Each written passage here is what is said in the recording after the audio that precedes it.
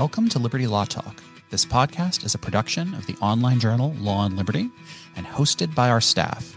Please visit us at lawliberty.org, and thank you for listening.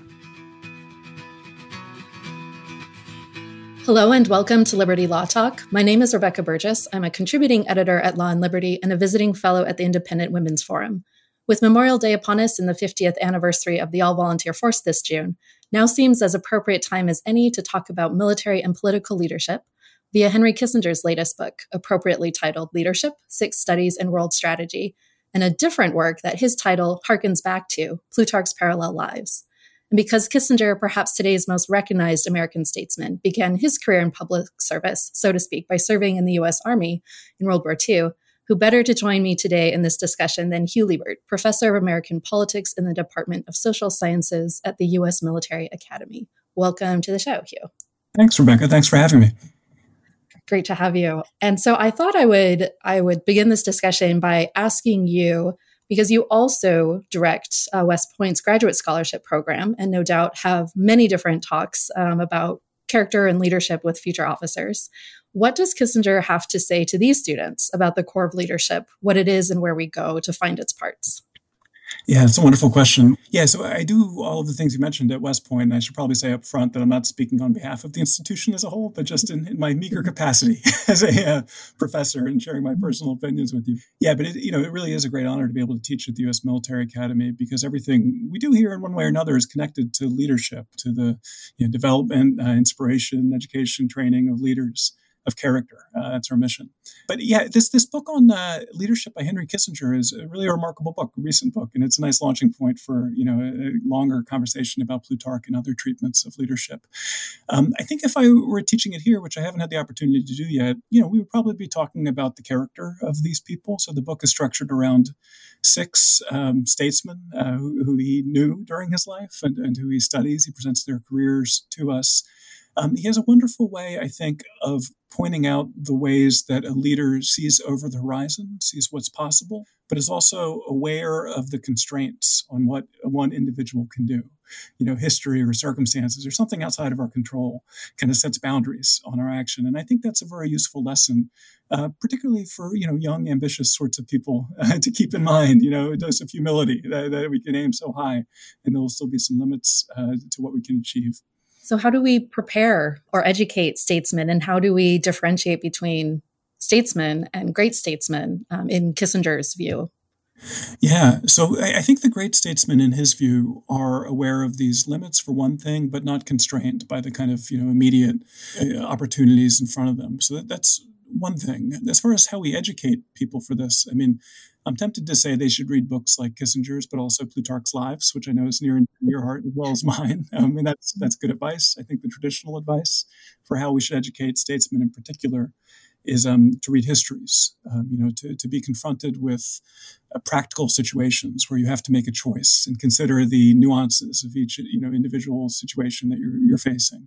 And I think that's true. I think reading histories is a very good way to study leadership and prepare for it.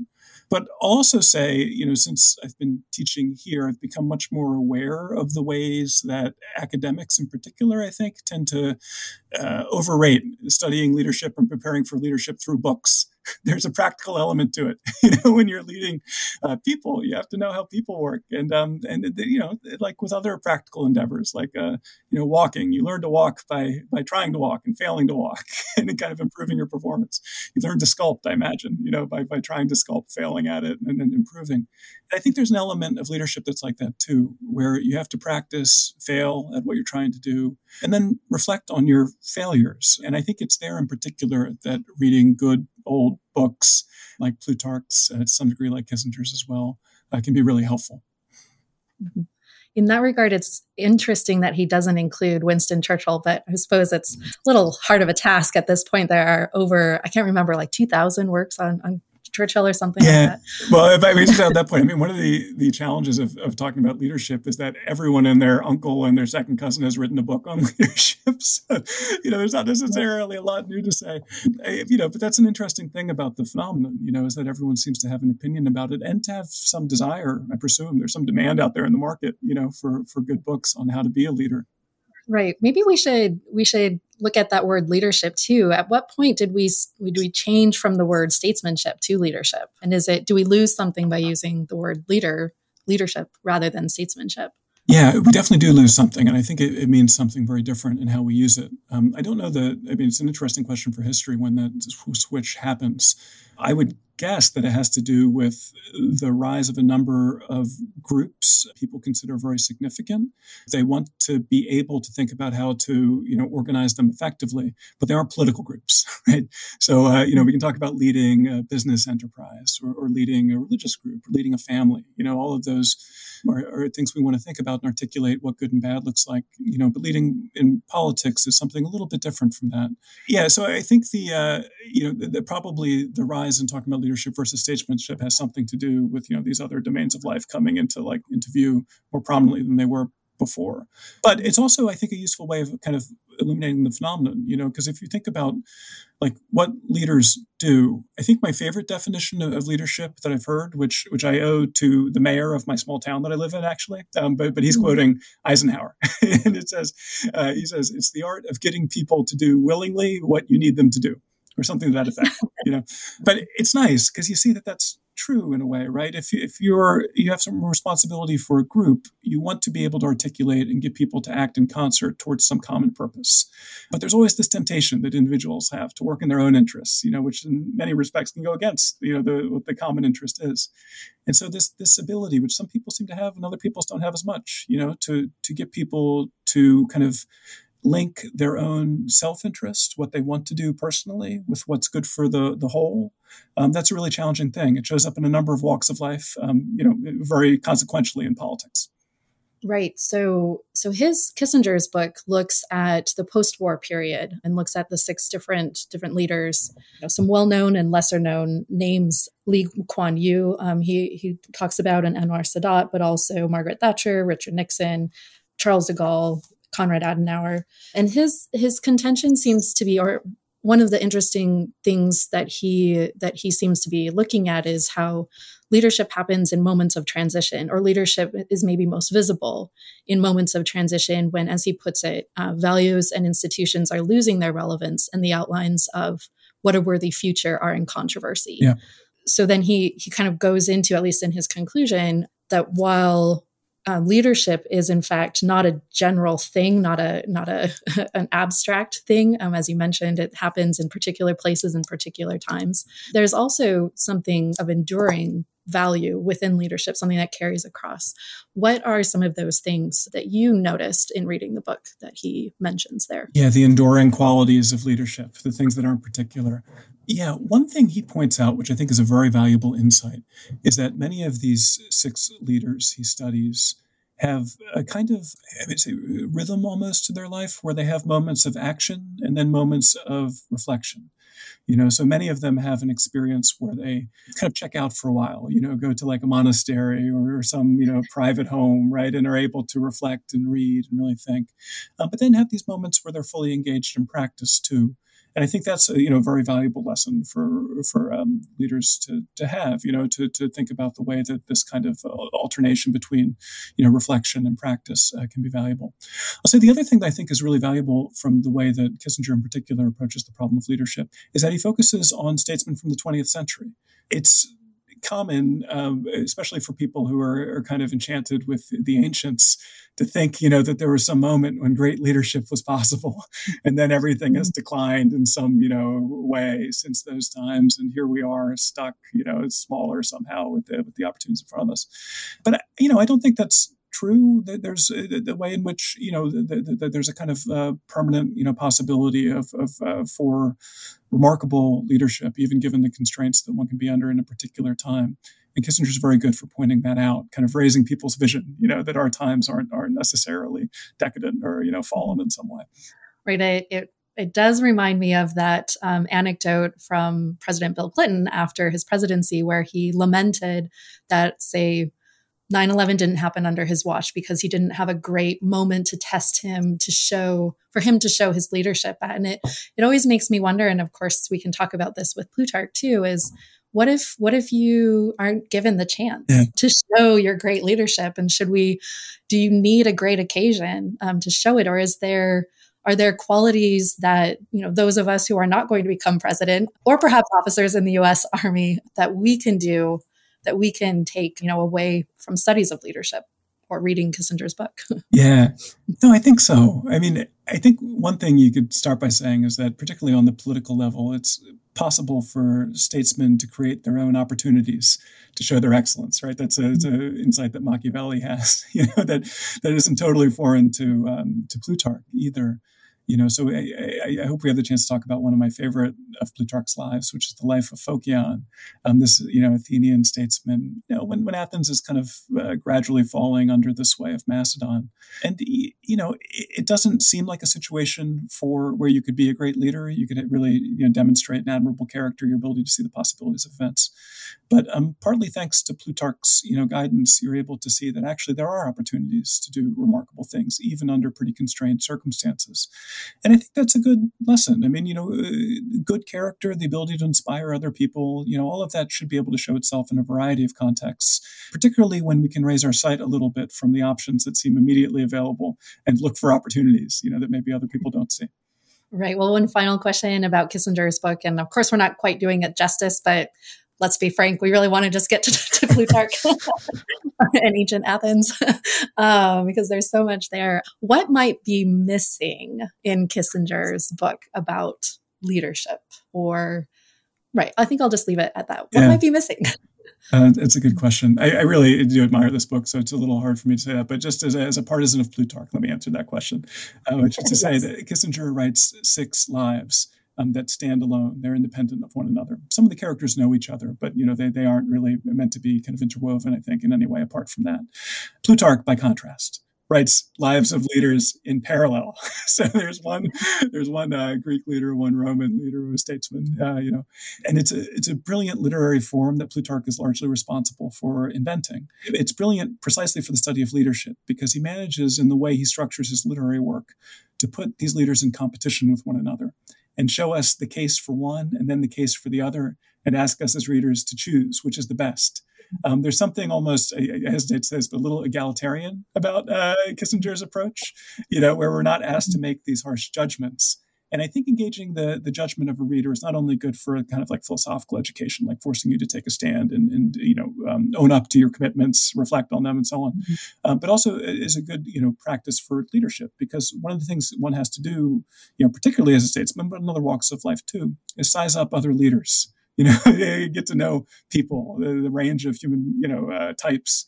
And there's something about seeing people in competition with one another, even in a kind of literary form, that I think really hones those skills. So Plutarch taps into that in a way Kissinger does not. Right.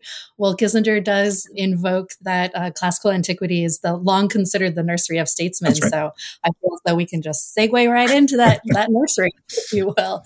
And of course, while there's no end to the conversation we could have about today's ills and, where to find our statesmen. Are they there? Is there any there? Sometimes I do think it's richer to look to fraught moments in history and the failures, as you mentioned, or successes of some of the people in those moments and how they responded to sometimes overwhelming events without the benefit of the internet or PR teams, all the rest of it, mapping out, the consequences to all their actions. So if we turn to 6th century BC, this seems like a really great time to look at Athens and to look at Athens at 3 distinct moments. So while all of Plutarch's lives are eminently worthy to be talked about, I think if we focus maybe on Solon in the moment kind of establishing laws or giving laws to Athens, and then Athens at its height with Pericles, and then as you mentioned, Phocion kind of at its decline or end, or what to do now, then maybe we can find some of those moments to fasten on and go from there. How does that sound? Yeah, sounds great. Let's do it. Wonderful.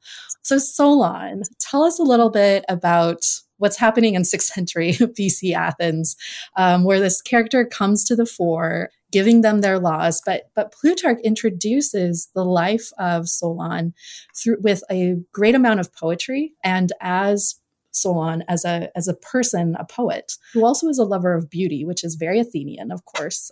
But his entry into public life, Plutarch points out as beginning in deception and poetry. There is the Battle of Salamis, that Athens has failed to hold on to this island that it's very attached to, and the Athenians are so distraught at their loss that they actually pass a law that no one can bring up the fact that they don't have it any longer, and no one can mention them returning to war and taking it back. And Solon writes a 100-verse, I think, poem about this and goes around pretending to be a madman singing this in order to convince the Athenians to return. What is this? Why does Plutarch tell us about this? What does it mean to start politics via deception in poetry? No, that's a great question. Plutarch has a wonderful way of telling these stories, that capture the character of people and really allowing us to understand their character as a kind of lead into it. So in Solon's particular case, Plutarch sets this story up by telling us that he comes from a well-off family, but one that's pretty poor. Because of the philanthropy his father has done. So he's kind of spent down the family fortune in giving it away charitably. So, Solon, there's this law passed restricting freedom of speech about this particular foreign policy issue, that has been caused a lot of trouble for the Athenians. Solon pretends to be crazy and goes out into the public square to talk about this. So, what do the people expect to see? They expect to see, the son of this, once great family at his moment of greatest shame, embarrassment. And there's something of a spectacle about it. But in fact, Solon reads this poem. And the reaction of the audience to it is interesting because, as we'll see, a little further in life as we talk about it, Athens at the time is divided into these very, strong factions: the rich, the poor, the people who live in different geographical regions of the city. Solon's pretending to be crazy and reading a poem. It kind of discovers, a new faction, which is the young. The young, Plutarch says, really respond to the speech, and all of a sudden this opens the door. So for people to talk about the possibility of trying to take this island, which they weren't able to talk about before.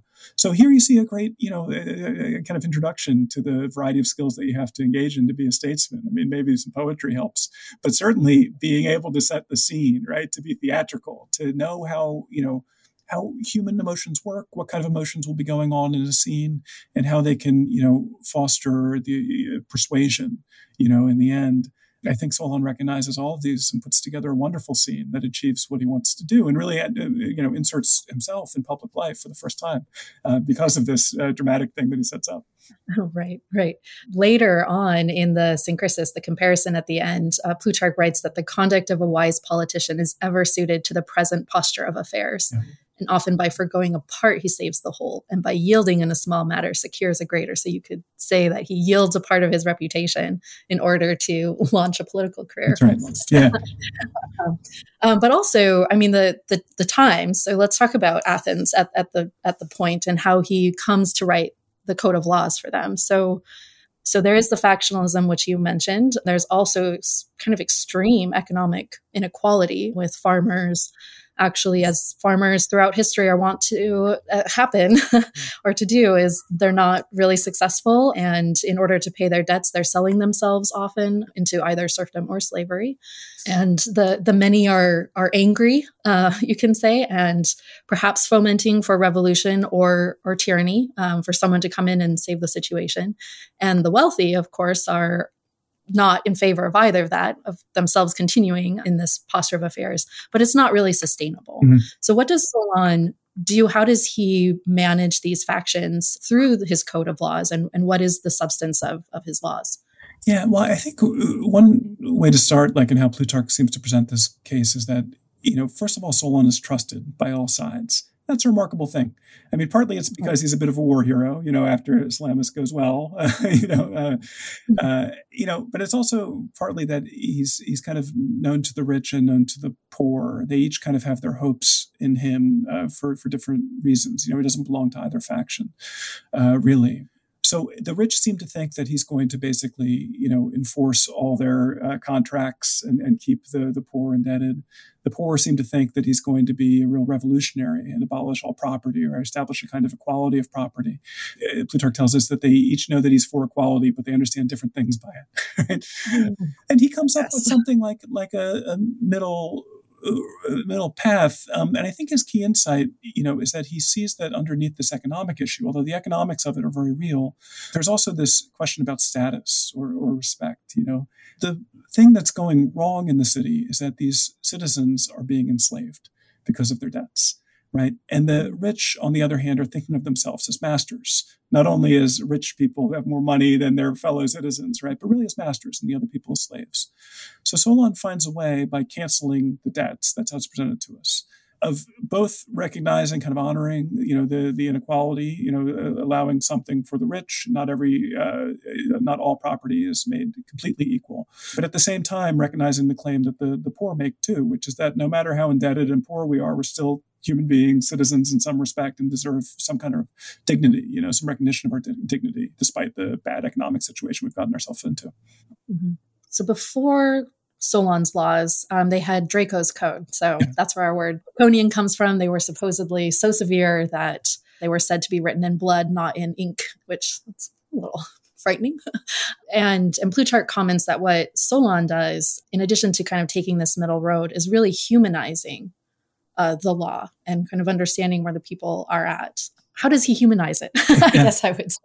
How does one humanize the law? Yeah, well, one of the, it's beautiful how Plutarch presents this. He shows us a way of life kind of emerging from a series of laws. So he gives us a wide variety of laws that Solon establishes, but all of them seem directed at, a way of life that's open to commerce, let's say, not only, to serving in the army or being, a citizen or whatever as the highest way, but open to other ways of life too. He doesn't, as we've discussed, allow for extreme forms of penalty, flowing from economic, situations. So like some debt slavery will be eliminated. And, he has a number of other ways, I think, of softening the laws, of allowing there to be, certain forms of like forgiveness and reconciliation, not only this kind of the really harsh punishments of the laws that precede them. I think it's interesting, going back to that question of beauty that Plutarch essentially brings up at the very beginning, that Plutarch also goes into kind of a discussion about how beautiful things can also be useful things. And it's in that context that he talks about Solon's encouragement of the trades, and that was a way of that could also increase their prosperity, especially merchants, especially exploring further the sea. And of course, the sea will become such an important part of Athens with Pericles and onwards. But I thought that was an interesting kind of note added to the Athenian story, that it's not just about finding honor and beauty in the traditional, arts and culture, but that commerce really does add the layer underneath it that enables those things to happen. No, I think that's right. And there's an element of philosophy in that too. I mean, Solon will travel around the world at a pivotal point in his life in order to learn things, but also to get away, so that all of these things in the Athenian case somehow go together. There's traveling for learning, there's traveling for business, and there's traveling to master how to steer a ship, which is very useful in war. So there's overlap, multi-use sorts of things. Rebecca, before we move on from law entirely, I just wanted to mention my favorite illustration of the Solon's approach to law giving, which has a little bit to do, I think, with the gentleness of his laws relative to Draco's, which is Plutarch gives us an anecdote about Solon's encounter with another wise man, one of these 7 Greek wise men, Anacharsis. And Anacharsis tells Solon that laws are like spiders' webs. They're very good at constraining kind of weak, timorous people, maybe, but for the strong, they don't matter. You just brush them aside for people who aren't scared. And that's, a very famous quotation. It's one that shows up actually a lot in the American founding documents when they're talking about some of the ways that, that law can be like misconceived. If you get it wrong, it's kind of like a spider's web. Solon says to Anacharsis, no, that's not true, right? This is a kind of legal realist position that it's just power at the bottom, right? The laws don't really matter, right? That's not right. Solon says, because he thinks it's possible for law to kind of articulate the overlap of interests, is the way he puts it. So that if you get a law right, everyone has a certain kind of stake in upholding the law. They see their own self-interest in it, and then that law will be stable. So it's a very interesting approach to law, actually. It's not necessarily the most intuitive, but it's one that kind of, I think, arises in the way that Plutarch tells the story from some of Solon's commercial interests. He seems to see that there's a deal to be made when there are interests that overlap. And that's how you should think of law too, and then it can be enduring, right? If it discovers that space, that zone of agreement, then laws can be secure. Well, it certainly makes sense that the founders would like that that anecdote and quote it often, because the question, of course, in a democracy is how do you get the ambitious, the great men, as well as the hoi polloi, to adhere to the law, to love them and not to break them. Of course, Lincoln then comes up later with civic education, but it really is very much about not just education, but a love that gets fostered, right? I would say. No, I think that's right. And I think that's, in fact, one of the lessons that Solon kind of discovers as the story unfolds, is that it turns out that once he gives the laws, and as long as he's still in town, people are always asking him, what does the law mean? What are we to do? Because they want a ruler. They don't just want law. I mean, law is a very interesting thing where it's a rule that doesn't interpret itself, and it doesn't have a sword to enforce it. It doesn't, it doesn't control the money, right, in and of itself as law. It depends on actual people to do those things. And, so as long as Solon, the lawgiver, is there, the people would prefer a ruler to a lawgiver, right? Which is a deep critique of law, in fact. It's one that Plato and Aristotle make too, that it's much better to have a wise ruler who can make the right call in the exceptional cases than it is to have a law that has a generality to it, and can't spot the exceptions as easily anyway. But, but this hassle of everyone asking what the laws mean forces Solon to get out of there, right? To go on a nice study abroad trip. The defense of it that Plutarch gives us is that he's going to allow the people to live under the laws for a while and realize living under the laws as laws, right? Not as rules given by someone you can talk to, that they're advantageous for them. So I think he sees over the course of life that the laws need to educate, not only to kind of identify the overlap of interests. I wanted to talk about that extended tenure excursion that Solon then makes them. And I think it's interesting also when Plutarch sets up that he mentions that it wasn't just an annoyance, but a deep problem, as you were mentioning. Since Solon was the lawgiver, they wanted him to change the law continually, to amend it. And it raises this super interesting question that we see again and again throughout literature and history, which is the lawgiver can never stay in his own country. Yeah. It seems like, Moses, of course, can't enter Israel, the promised land. Am I misremembering that Machiavelli makes a great big point of the lawgiver needing to leave? Yeah, well, I think it might be something Machiavelli learns from Plutarch, because Plutarch certainly makes that point. I would say the exception to that might be, the American case. Our lawgivers stick around for a while, and rule under the system of law. But that's in a way a great paradox, It's that paradox, I think, that makes something like Washington stepping down from the presidency after 2 terms just such a remarkable act of virtue. Is that it's very natural in a way for the founder or the lawgiver to stick around and rule as a king. And it takes some real insight or virtue or something, not to do that. Right. So he leaves. He goes traveling in Egypt and Cyprus for 10 years. Meets Croesus, however one says that name, the very wealthy man, and teaches him some lessons about happiness. It's not in riches alone, that in a sense you can never be happy until your life is over, which is, I don't know, it seems kind of dark, but also kind of true. Yeah. And then he returns. And when Solon comes back to Athens is once again rife with factionalism. And this time it seems like it's a regional factionalism almost. And then there's this very large problem that happens, which is his friend or friendly acquaintance, Pisistratus, is clearly fomenting to be a tyrant. So can Solon avert that danger of the tyrant arising? And must he, as the one who gave the laws? Yeah, so friend, maybe more than that. They seem romantically involved at one point in their lives, but in any event, someone that Solon is very close to, Pisistratus, this tyrant. Solon opposes him. He says that you should live under the laws, which are, broadly speaking, democratic, with elements of oligarchy, more oligarchic institutions like the Areopagus thrown in. But, broadly democratic. You should live under these laws. These are the best laws for you. Resist this tyrant, says Solon. But the Athenians don't.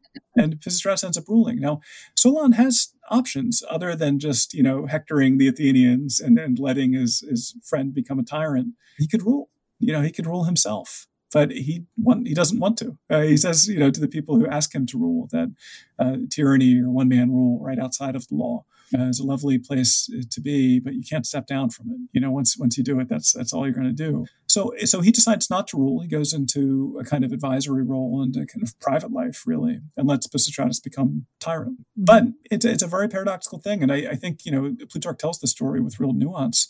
Pisistratus, first of all, it's not clear that he's a tyrant in the way we picture tyrants, of killing people left and right and, having a fancy palace and all of that stuff. I mean, that's not... that doesn't seem to be his style of rule. Thucydides also tells us that in Book 6 of the Peloponnesian War, that, the Athenians kind of misremember this, that he actually wasn't all that bad. Some of his successors might have been. But, so that's one thing, is that he's not like a nasty tyrant. The second thing is that he enforces a lot of Solon's laws. So Plutarch raises this possibility that maybe the Athenians at this point in their development, their education, or some of that, they aren't ready to just live under the laws as laws. They actually need someone to enforce them in the manner that a king or a tyrant could do. That is a very interesting point. Right. And it shows that interaction once again between needing a ruler and needing law, and how those two work together.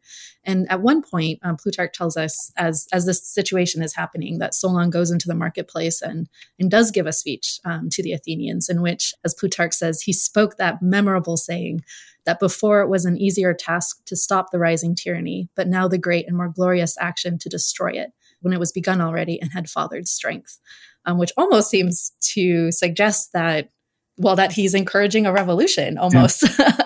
Against the tyrant, and which is, I think, one of these enduring questions, and something that Americans lately have been asking, quite a bit, is at what point does the statesman or the true statesman kind of go with the flow as being the advisor, you could say, to Pisistratus, or having to make the stand and say, no, this is inherently wrong, will never be a part of your administration, that type of a thing.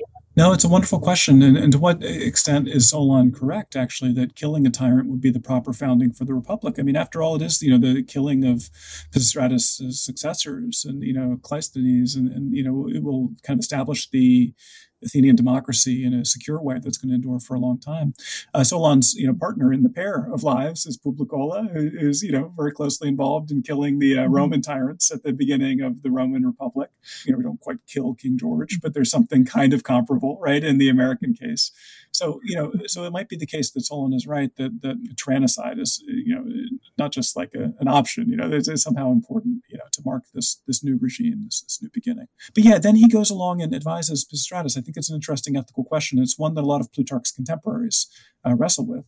We didn't talk too much about Plutarch's own context, but just real quick, he lives from about 45 to 120 of our era. So under the Roman emperors, many of whom are, nasty tyrants, a lot worse than Pisistratus. Nero. Right? Nero and some other really bad guys. So he's a rough contemporary with Tacitus. Tacitus writes with great eloquence about this problem that good people have. On the one hand, if you advise a nasty tyrant, you might be able to make him less nasty, might be able to improve things, particularly if you're not, just a simple flatterer, right, but can actually speak some truth to power. On the other hand, you get kind of compromised, complicit in that. You have to make some concessions that maybe a good person shouldn't make. So I think it's a very challenging ethical question. Solon, for his part, seems to decide that he's going to be an advisor, that the character of Pisistratus he knows well enough to know that he, can trust him, can advise him, and that will have good effect. I will say, though, that it's important, I think, in the way Plutarch describes this, that isn't the only thing that Solon does. So he's not a full-time advisor. He's a part-time philosopher and a part-time, other stuff too. But Plutarch mentions in particular that Solon starts to work on the literary work about Atlantis, about this ideal regime, and kind of organizing some of this we have about it. I'm glad that you mentioned that, because so Plutarch ends the life of Solon by reverting back to poetry, to Solon writing poetry, and to this lost or never finished, which is interesting. So Atlantis itself, is this imaginary or lost place, and his own work about it is unfinished. Is that a larger commentary on the perfect system of laws not being possible, or Are we supposed to make something of that? I don't know. I mean, so I've gone back and forth about how to understand that last bit. I mean, one thing you can say is that he connects it to Plato. Plutarch connects this effort to write the story of Atlantis to Plato, because Plato also, in an incomplete dialogue, tries to tell us the story of Atlantis, and Plutarch makes that explicit. So there's a certain way in which the tradition of philosophy in Athens, picks up right with the Solon doing this, or at least Plutarch wants to connect it that way. It's unfinished. I mean, I think you can see Solon engaging in this as, a way to kind of pass the time pleasurably. He seems to enjoy working on this sort of thing. He points to the fact that at Athens in particular, the fact that there are ways of life apart from the political way of life that are pleasant, maybe even choice-worthy to the political way of life, that's going to be on offer in the city. He also might be involved in doing some of the educational work that he seems to understand, by the end of his life, is necessary for people to live well under laws. Solon educates a few times in this life. I mean, we've mentioned a few of his poems. The story we haven't told, which is a famous story from Herodotus too, is, when he's talking to this very rich tyrant Croesus, and Croesus asks him, who's the happiest guy in the world, fully expecting him to say, you are, Croesus, right? And Solon says, no, it's this guy Tellus, right, who was a moderately wealthy guy, died on the battlefield after living a good life, and then Cleobus and Biton, who died at the right time, and so on. And he gives these as examples, like stories, almost in the manner that Plutarch does, right, to educate people. And he totally fails at the education because Croesus says, whatever, get out of here, right? But it's only later, when Croesus is going through the actual experience of having been conquered, by the Persians, that Croesus realizes the meaning of those stories. So in a certain way, his education, I think, was incomplete through just the books. He actually had to live through it. And I imagine Solon at the end of his life, I have no idea whether Plutarch intends this or not, but it's a way I like to read it, of leaving a kind of education, both through the laws, but through these literary works too, the meaning of which will become clear to the Athenians as they live with the laws and live politically, and try to make sense of their experience with what Solon's left behind. Right. That's a very thoughtful answer. Thank you for that. But it does lead me to bring in for our consideration the life of Pericles. Sure. Yeah. If we're talking about images presented through words, then we naturally have to talk about the images presented for education and education and ruling a city, which is how I approach anyway the life of Pericles. It's very much to me about what types of images are the appropriate images to rule a people, and whether Pericles himself, who is famous for being the most moderate and the most uncorrupt statesman while holding the greatest power, is actually the model or the right image of statesmanship, considering that at the end, after he's gone, the Athenian people kind of revert to disaster. Right. Yeah. So what are we to make of the introduction to Pericles? Maybe that is a good place to start, since it is exactly about this question of images and action. Okay. Yeah, great. So Plutarch introduces the Pericles. He has a number of famous introductions in his life, right? Lives. There's the introduction to Alexander, where he says, he looks for the signs of soul, not the great battles. There are a lot of great introductions where he thinks about what he's doing, Plutarch is doing, right, when he's writing his lives.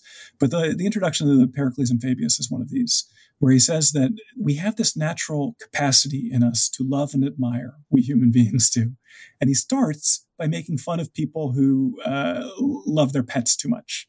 Right, so like fur mamas, right, is what they're called. I've heard that term. I don't know if anyone actually uses that, but it's on bumper stickers. But yeah, people who really love their animals.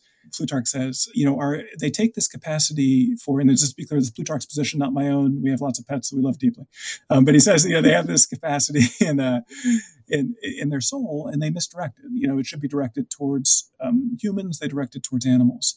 In a similar way, says Plutarch, we have the capacity to direct this capacity to love and admire towards acts of virtue, towards really remarkable, virtuous human beings. And he says, Plutarch does, that when we see a virtuous act, even when we hear one described, we're filled with the desire to be the sort of person who does virtuous acts, right? That when we see a statue, we don't necessarily want to be like the person who made the statue or whatever, but when we see a virtuous act, it's different. We want to be the person who does virtue. And he uses that as the introduction to the Pericles and the Fabius, suggesting to us that here he's going to show us some really remarkable virtuous acts that inspire everyone around them to be virtuous. But the problem, as you pointed out, I think you're exactly right, is that despite Plutarch's introduction, Pericles' virtue does not have that effect on everyone who watches him, right? I mean, he's able to stay in charge for a while, but it's not like everyone just kind of admires him and like is inspired to be virtuous. In fact, quite the contrary. The life is full of people resisting the rule of Pericles, and Pericles is very clever machinations. In order to stay in power, Plutarch gives us these quotations from comic poetry written during Pericles' life that serve as a kind of like mocking chorus during the life. All sorts of people just making fun of Pericles for everything from like bad calls as a ruler to his pointy head. He has a head that's very pointy. But we know all this because not everyone who sees Pericles is inspired by him, right? A lot of them have the opposite reaction. So that really complicates in a nice way, like this introduction that Plutarch gives us to this pair. Right. So one of the commentators that I've read recently about the Pericles points out to me, I thought, very interesting kind of purpose that Plutarch is also getting at, a little bit more historical for a moment with the life of Pericles, which is that there was Thucydides already, and there's his famous Pericles, and there's Herodotus, but there's no major historian of the Greek period kind of between those two. Yeah.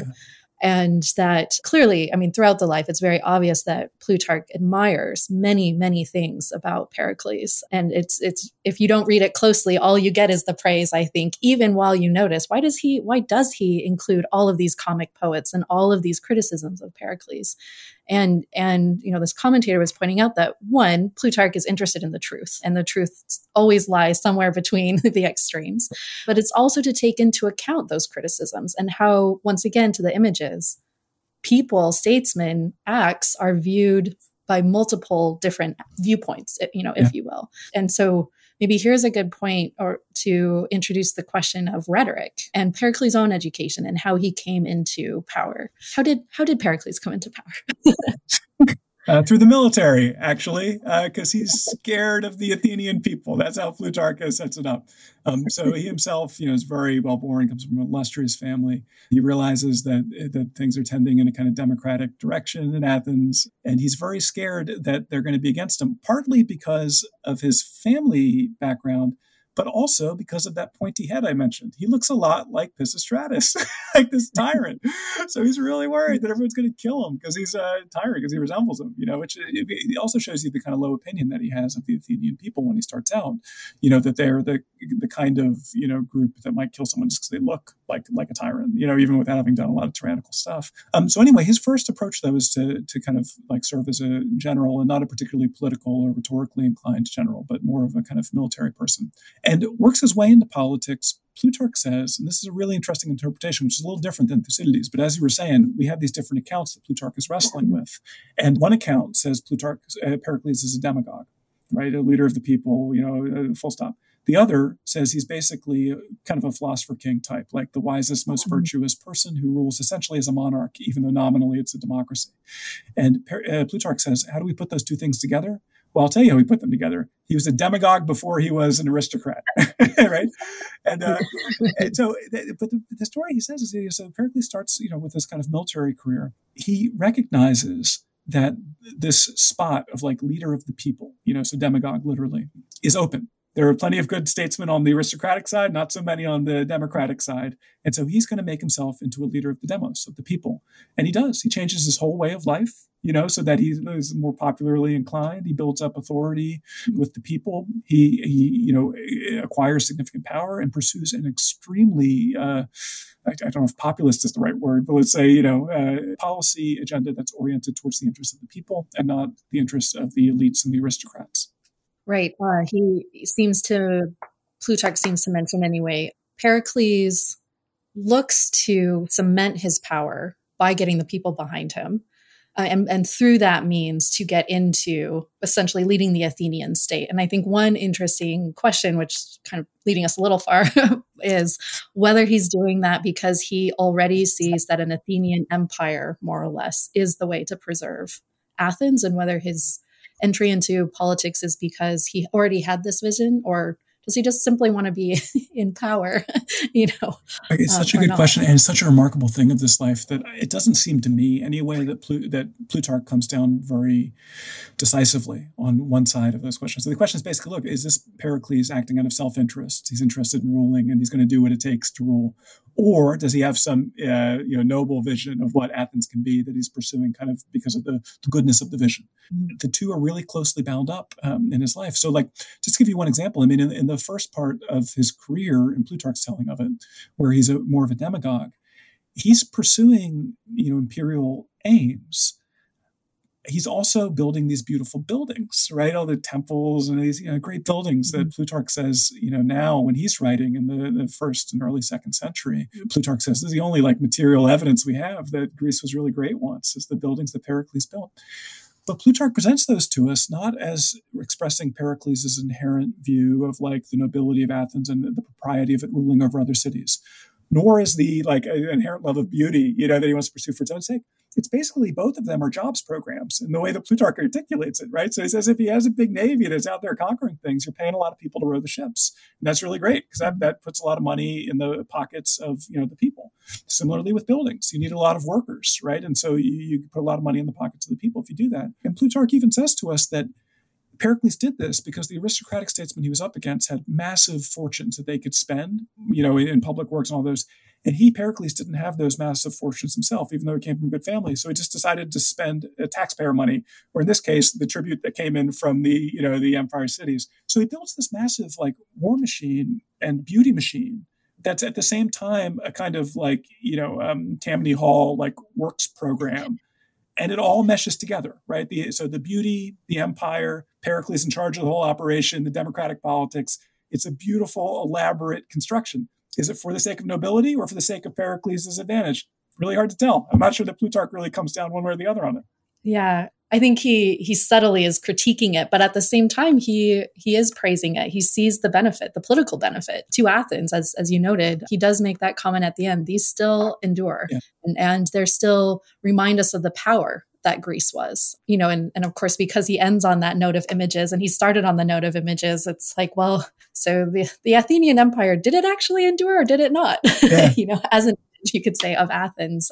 But maybe we should, and I realize we're kind of running out of time, but there's so much to talk about. But I wanted to touch on Pericles' education, which seems to be a really important theme throughout the life that Plutarch is showing us.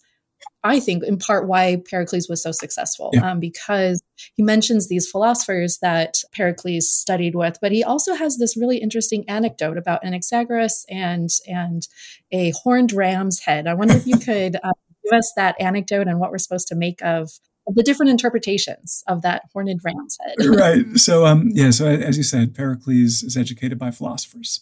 So this is going to be a persistent theme, not only in the Athenian lives, but particularly in the Athenian lives, the ways that philosophy and politics can interact. So we've seen a little bit of it in Solon already, and we talked about that. In Pericles' life, it shows up as an education for statesmen. Philosophy can be an education for statesmen.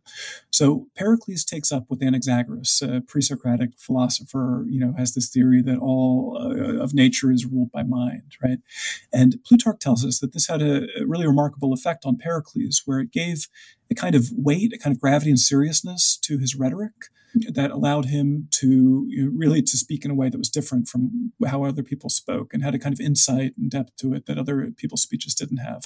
So this is one effect. It seems to be good for rhetoric, even though, it wasn't explicitly a rhetorical education. I mean, he had that too, but it has this effect on the way he communicates with other people. But the other effect this philosophical education has, Plutarch says, is that it liberates Pericles from some of the superstitions of his day.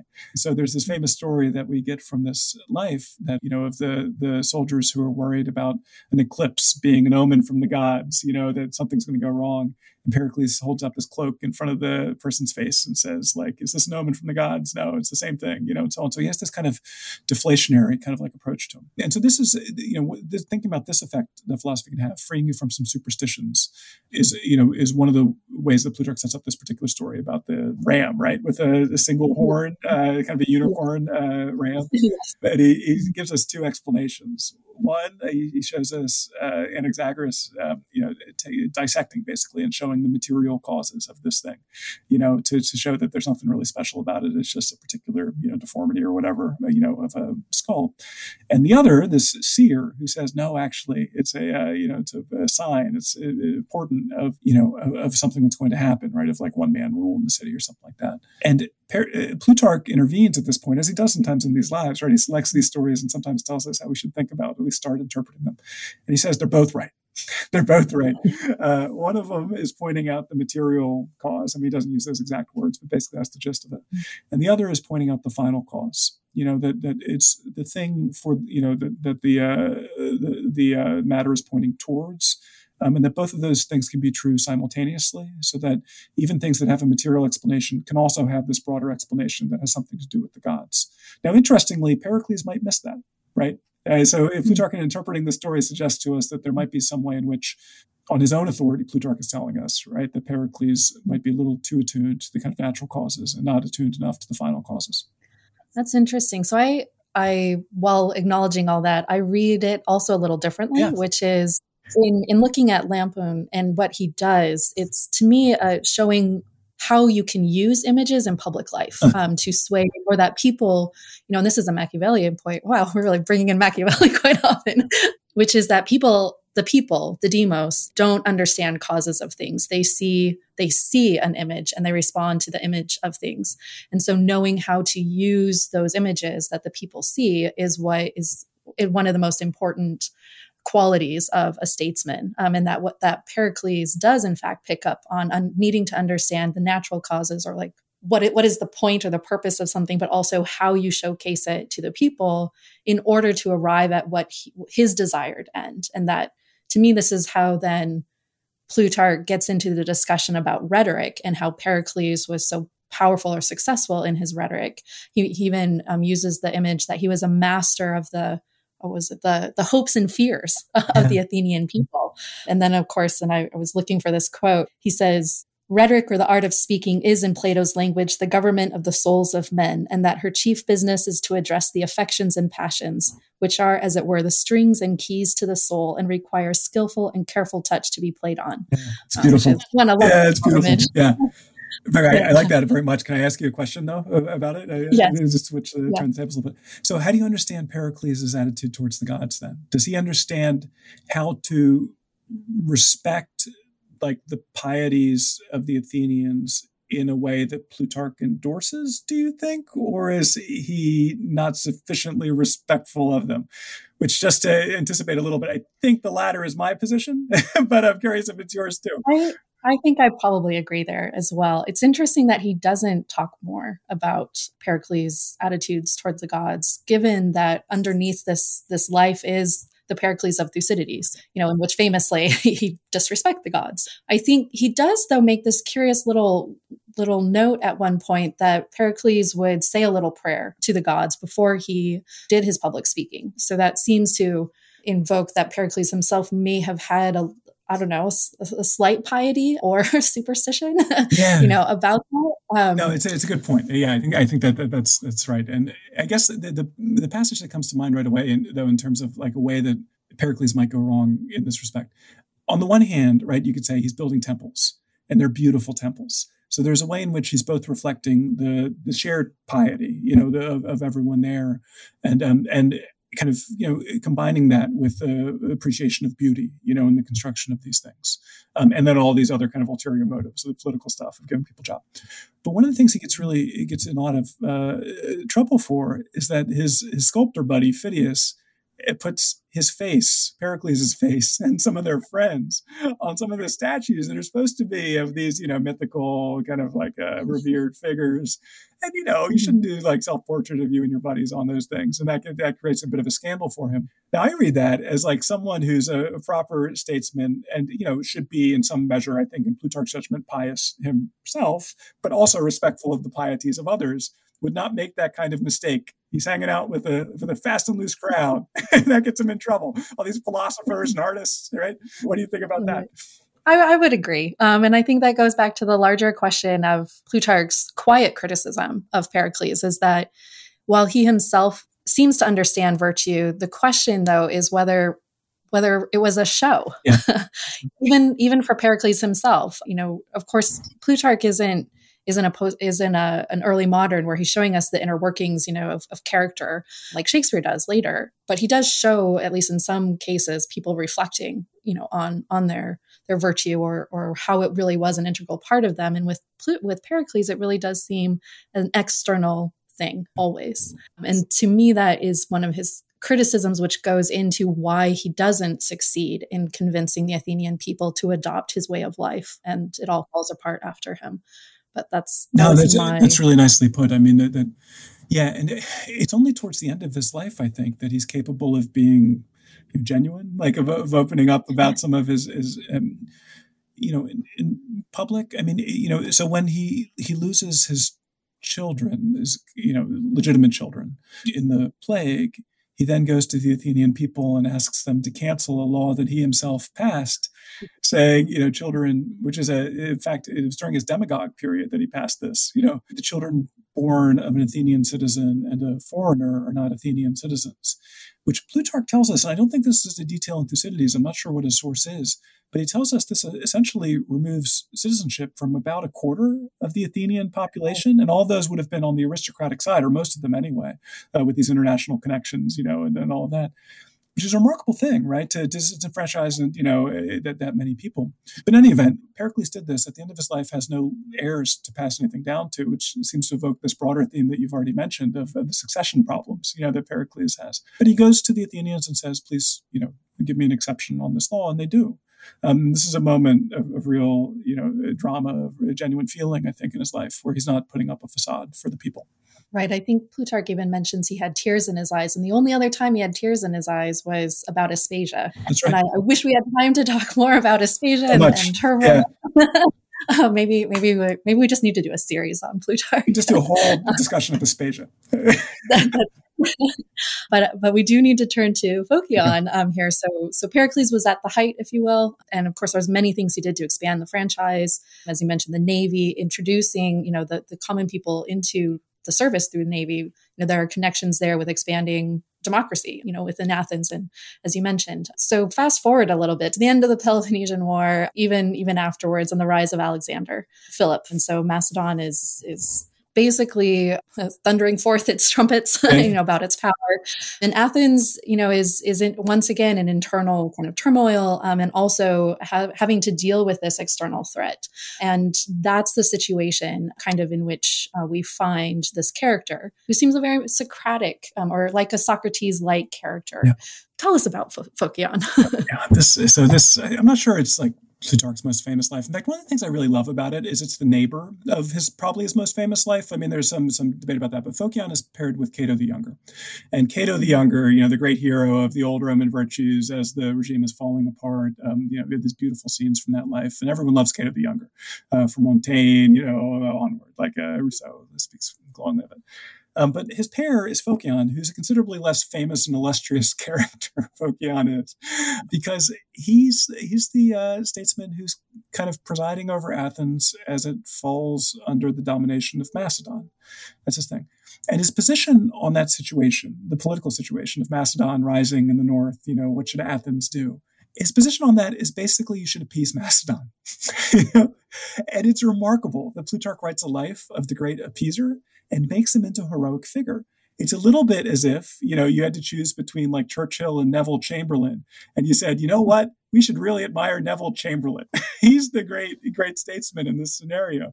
It's not, Plutarch writes a life of the Churchill equivalent too in Demosthenes, but he has just as much praise, I think probably even more, for Phocion, who wants to kind of make Athens' peace with Macedon and kind of live and fight another day.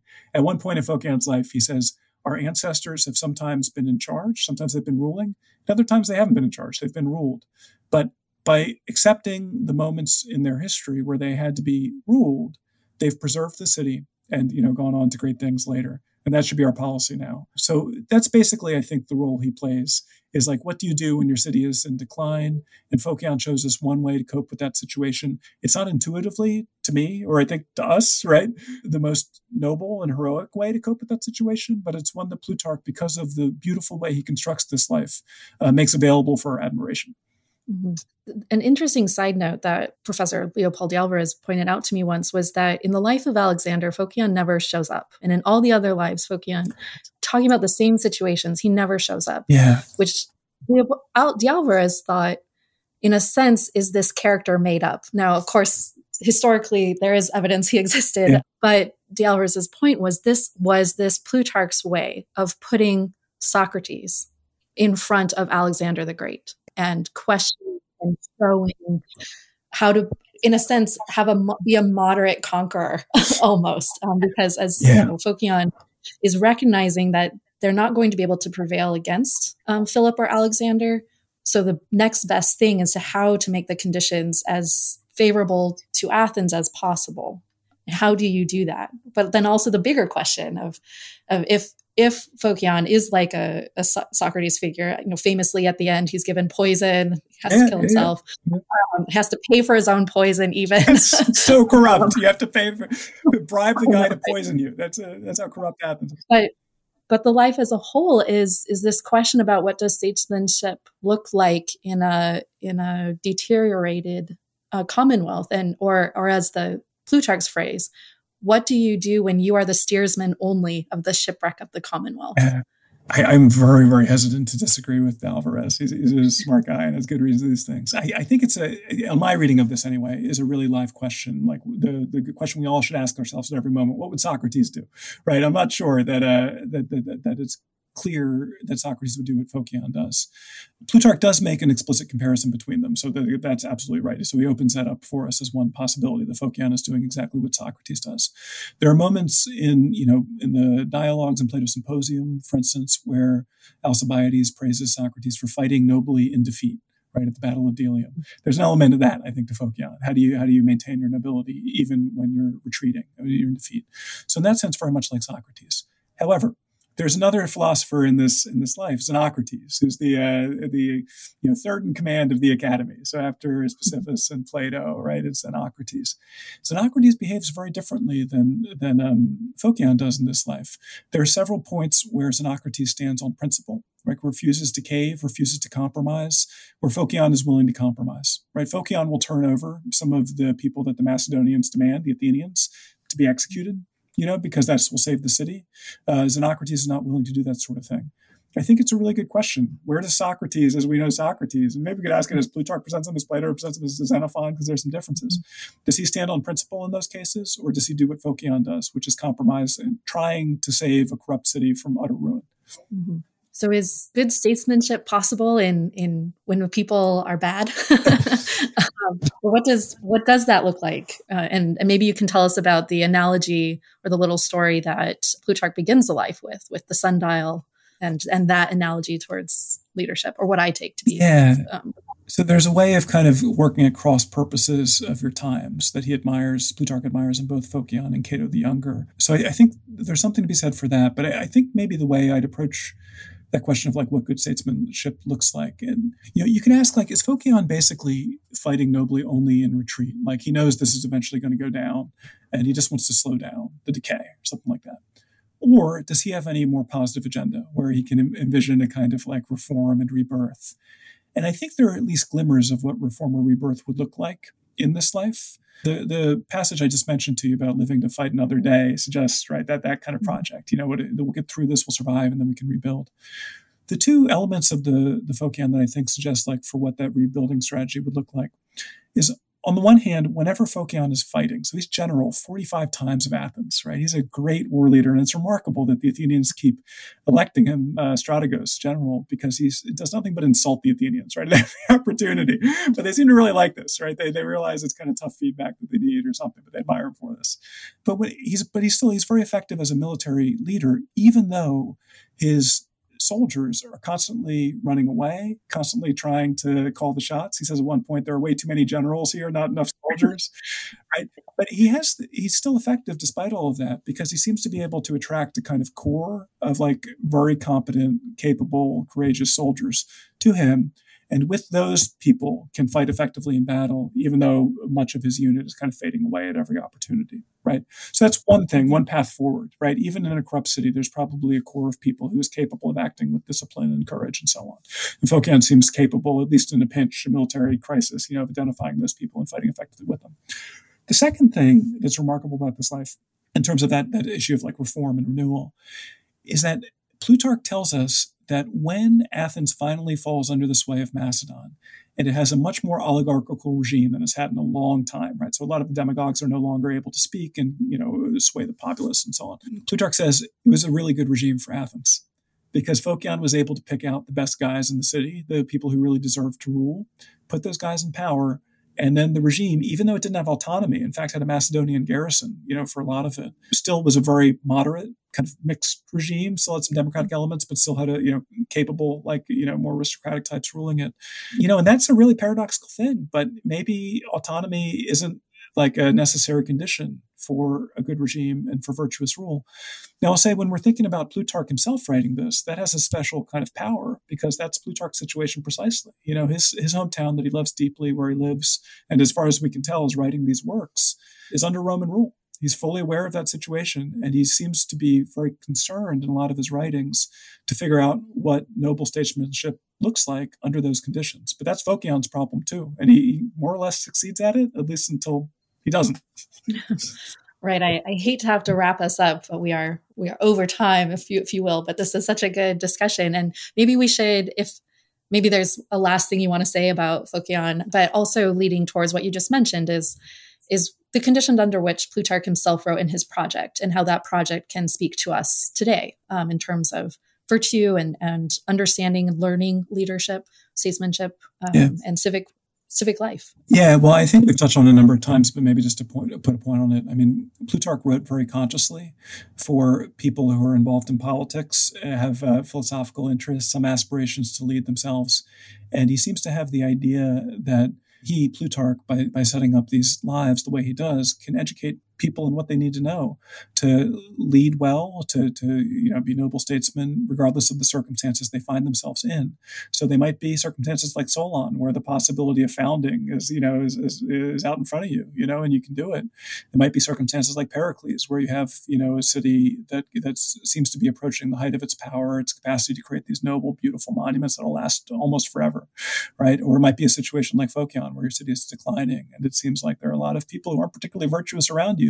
But what do you do? I mean, there's a good way to lead in that situation and a bad way. And so Plutarch is concerned to show us political virtue, like virtuous leaders, in all of those different circumstances, in such a way that we can kind of examine our own lives and learn how to be, better people as a result of the works he gives us.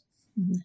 I think of it also as being, well, as we mentioned at the beginning, and we've said several times throughout, one of the crucial aspects of statesmanship or leadership is actually doing the job and failing and learning from the failure. And he shows us numerous times. Phocion makes several very large mistakes in terms of kind of taking private virtue or private assurances and doing a public thing, about it and allowing situations to get out of control, almost.